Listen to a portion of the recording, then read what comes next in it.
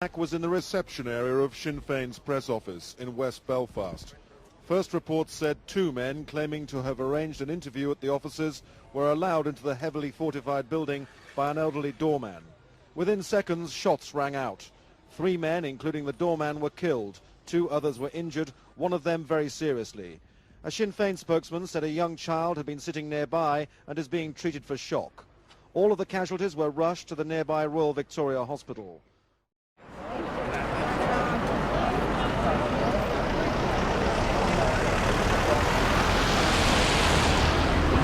Hello, I want to welcome you all here this afternoon. I want to especially welcome the families of Paddy Loughran, Pat McBride and Michael O'Dwyer, who were shot and killed in this office on February the 4th, 1992.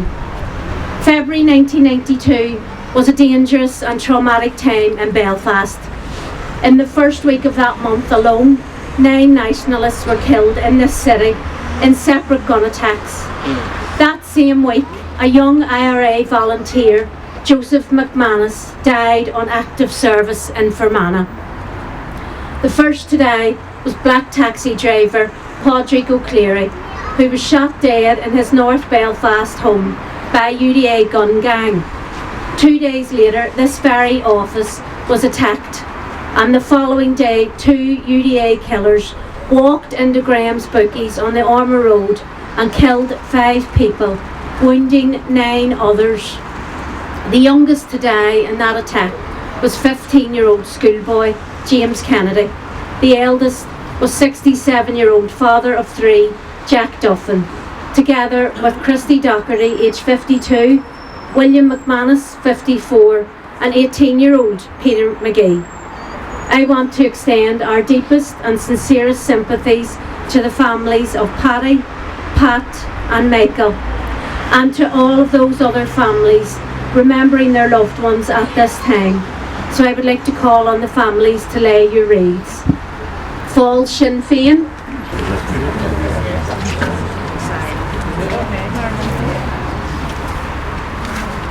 Falls Commemoration Committee.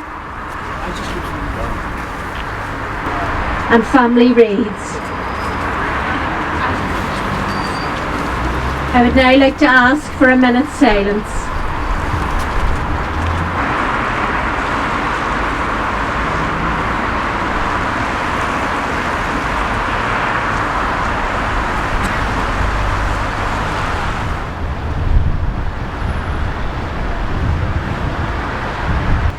I want to introduce Gerry Adams, who was then the president of Sinn Féin and who attended this scene shortly after the attack, and he also knew Paddy and Pat personally. Thank you. Thanks.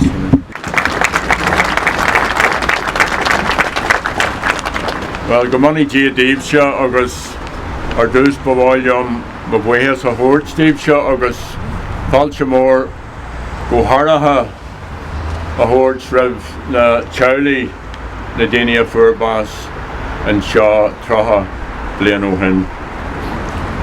It was just after 1 o'clock, February the 4th, 1992, when RUC officer Alan Moore walked into this office. And not long before this, myself and Martin McGuinness walked out of the office down to Conway Mill for a meeting. And Richard McCauley left later. Richard was always later. And he had just arrived in Conway Mill when he got a phone call telling him that the office had been attacked. And Richard immediately rushed back. And he arrived here as the ambulance crew was carrying Pat McBride, who was still alive, out of the building. When Richard went into the office, he found 2 of the dead and Pat Wilson seriously injured. Now, it was a different building then. 55 Falls Road was a small terraced house. The reception area and our advice centre were downstairs, and our POW office and the press office was upstairs. Paddy Loughran, a hugely popular and well-known local man from Clonard Street, was on the door. Alan Moore pretended to be a journalist. Paddy asked him to wait while he buzzed up to the press office. Moore was armed with a shotgun, which he carried in a bag. Apart from Paddy, Pat Wilson and Michael O'Dwyer and his baby son were in the small reception room. You young fella, that's Michael's son here. Just recognise you when you were down the reach. You're very, very welcome, son. In the room behind the reception was Pat McBride and Nora Clark. Moore pulled out the shotgun. Paddy Loughran shouted a warning for those upstairs that Moore had a gun as the shots rang out. Alan Moore then left the building, where he was grabbed by the arm by Marguerite Gallagher, who was working in the Green Cross shop. Marguerite was dragged by Moore around to his car, which was parked in Sevastopol Street. Paddy Loughran, Pat McBride and Michael O'Dwyer were killed. Pat Wilson was grievously wounded and Nora Larkin was shot in the face. When Martin and I arrived back up here, it was pandemonium. The RUC were here, they were trying to close the building, local people were assaulted, and Sinn Féin councillor Sean McKnight was grabbed by the throat as he attempted to clear the way for the ambulance crew. The RUC were demanding that the office be closed, but those who worked in the building resisted. The building remained open. Later, when the reception room was being cleaned, it was discovered that the RUC had left behind the bag in which the shotgun had been hidden. It contained shotgun cartridges. The attack by Moore, who later killed himself, was in a large part a consequence of the protracted campaign of vilification of Sinn Féin and our electorate by the British, by the political establishment here and in Dublin, and by elements of the media. And this campaign was reflected in the news reports following the attack. One Brit tabloid headlined, "Crazy Cop Kills IRA 3." Another presented as "The Revenge of the Terminator," while yet another said, "Last act of the Avenger, a last act of vengeance against the IRA." But of course it was no such thing. The reality was different. Like others of my age here, I knew Paddy Loughran well. For years he was a stalwart of Republican politics in the Falls, and for a decade he did the door in our office. He welcomed everyone in his very understated and soft voice, whether they were journalists, foreign visitors, or people looking help. And he referred to everyone, including women, as "ya boya." I also knew Pat McBride well. He was a committed, hard-working activist. I didn't know Michael O'Dwyer. He too was a family man. He called into our office carrying his 2-year-old son, Michael Oak. And his killing was the second tragedy to touch the lives of the O'Dwyer family. In 1976, his mother Sadie was killed in a UVF bomb attack in the New Lodge Road. So it's important that we remember our friends. I'm glad Pat Wilson and Nora Larkin survived this attack. Nora is currently in hospital and we send best wishes and hope that she will return to her family soon. Pat Wilson, who was from the Clonard, made a complete recovery. And I'm conscious also of the family of Alan Moore and of all the dead and wounded of our long war. And thankfully the war is now over, although some are continuing it by other means. Now we can make no sense of any of this except in the context of British government involvement in Ireland and the conquest, as well as the malign influence and the shameful methods the British have used and continue to use to maintain the Union. Yesterday's developments at Stormont are part of all of this. The end of British rule in Ireland cannot come soon enough. The Good Friday Agreement has an agreed process to do this, if that's what the people want. What happened here 30 years ago was a brutal, but futile attempt to uphold a corrupt system and to destroy Sinn Féin. It failed completely to do that, but at a terrible price to the Loughran, McBride and O'Dwyer family. Sinn Féin is now the largest party on this island.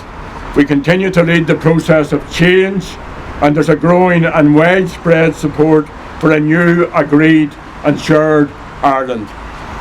And when that happens, we all know that it will be due to the efforts of comrades like Paddy Loughran, Pat McBride, Pat Wilson, Laura Larkin and Marguerite and all the others who stood in the gap of danger. When British rule, when English rule in our country ends, it will also be because of the sacrifices of the O'Dwyer, McBride and Loughran families and all the other families who lost loved ones. So we thank them all, and I will conclude by also thanking the comrades who organised today's event. Mila Wes. I for one, and I'm sure I speak for all of you, I look forward to the end of London rule here and to the liberation of the Unionist and Loyalist people along with the rest of us. But be sure of this, without the patronage of corrupt English politicians, they will join then with everyone else to forge a new future based on equality. Speed the day, Goramina Margaret.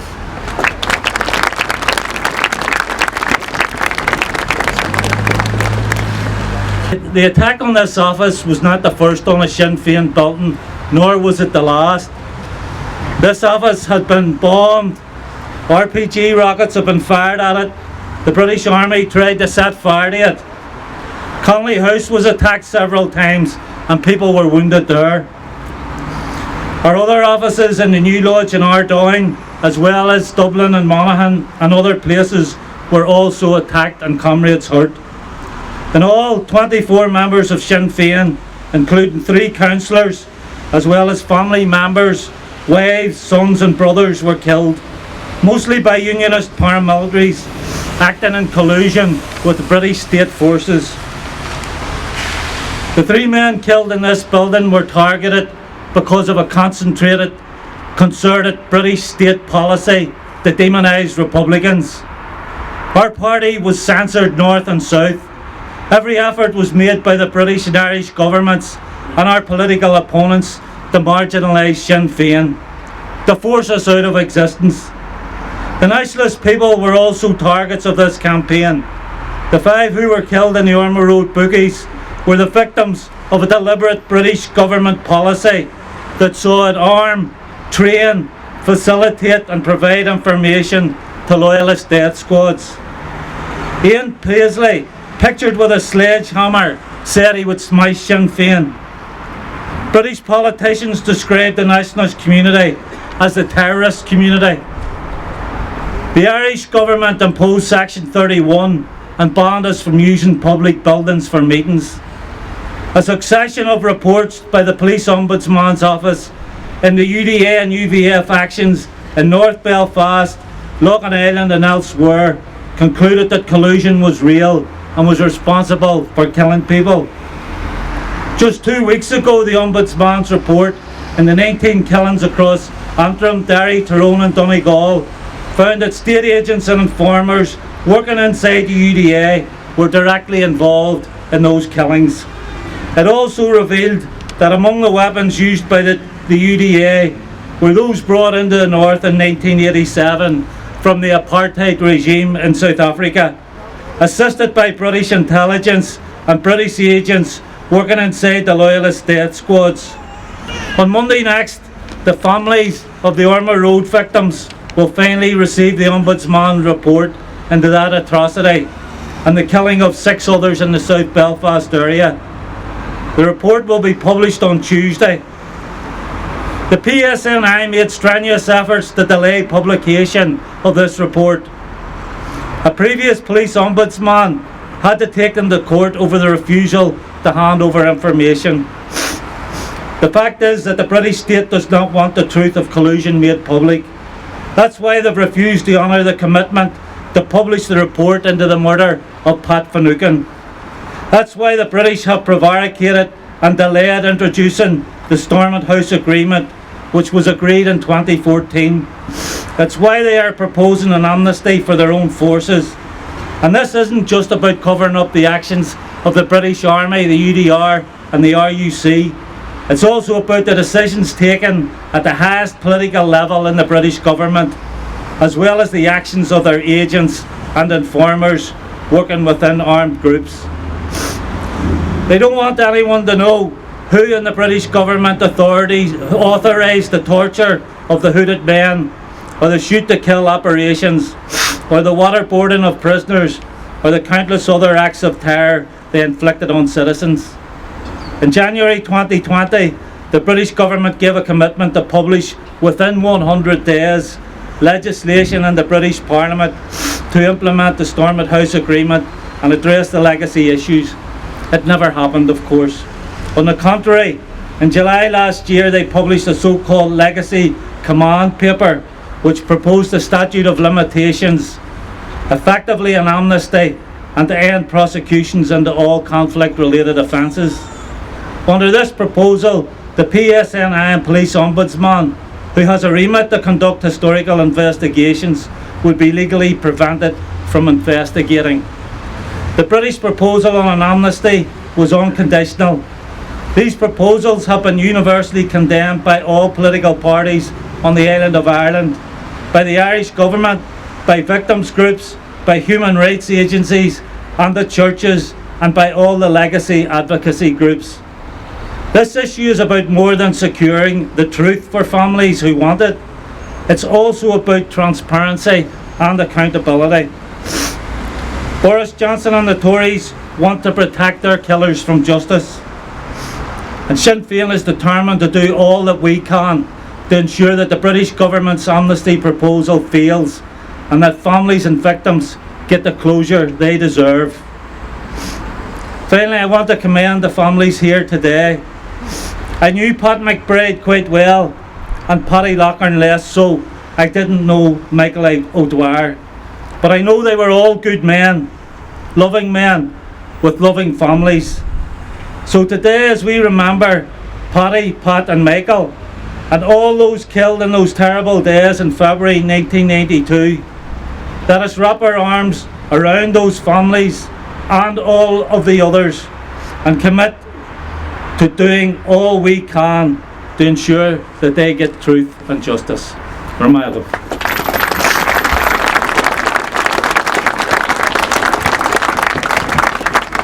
Just want to thank everyone for attending today and particularly thinking of the families.